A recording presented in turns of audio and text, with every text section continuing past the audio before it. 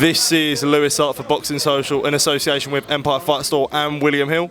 Delighted to be joined with Elle Brooke. We've just had the watch-along, Jake Paul versus Tommy Fury. Tommy Fury comes through a split decision. Sum up how we're feeling. How did you think it went?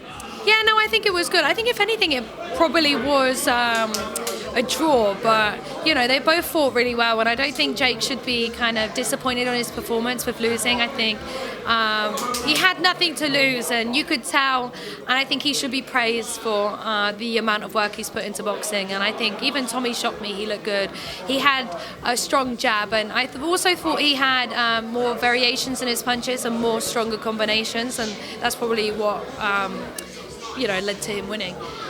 Absolutely, I was saying to sort of mates earlier, and I was saying like the magnitude of this fight, for them to have it like, it's Tommy's 9th fight, Jake's 8th fight or 9th fight as well, and the magnitude of this fight is crazy for such novice boxers. Someone like Tommy, who ain't really fought anyone like that before, he'll come through this and being through this test, he'll come through with flying colours. It can only be good for sort of his development, really. Yeah, no, I think, and it's also a good test to see where he's at. He's had 8 very long rounds, I think he was just going in with the heavier shots, but he was landing a lot of them. Like Tommy ate a lot of shots, so they both got an incredible chin.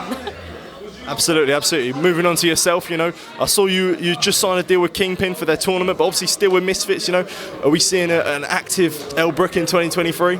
Yeah, 100%. I knew I wanted to be exclusive to Misfits, but the Kingpin tournament came up and the opportunity, and I know the best way to keep improving is just staying as active as I can, and that opportunity, 3 fights and in 6 months, I was like, absolutely, get me all the experience I need, and it keeps me in the gym, because every time, you can't, how better can you be if you're fighting twice a year? Like, I'm not a champion, I shouldn't be fighting that irregularly, so I need to be getting the rounds in as much as possible.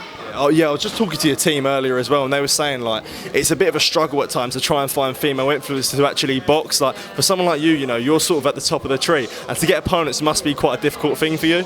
Yeah, I know, and I think in this space it's kind of hard because I'm not a professional, but I'm still a novice, but I'm not that level where I've been boxing under a year yet, so it's kind of a bit trying to find who to box. Hopefully there's going to be people like MMA fighters or something like that who aren't just straight boxing craftsmans, but crafteteers, you know what word I'm trying to say.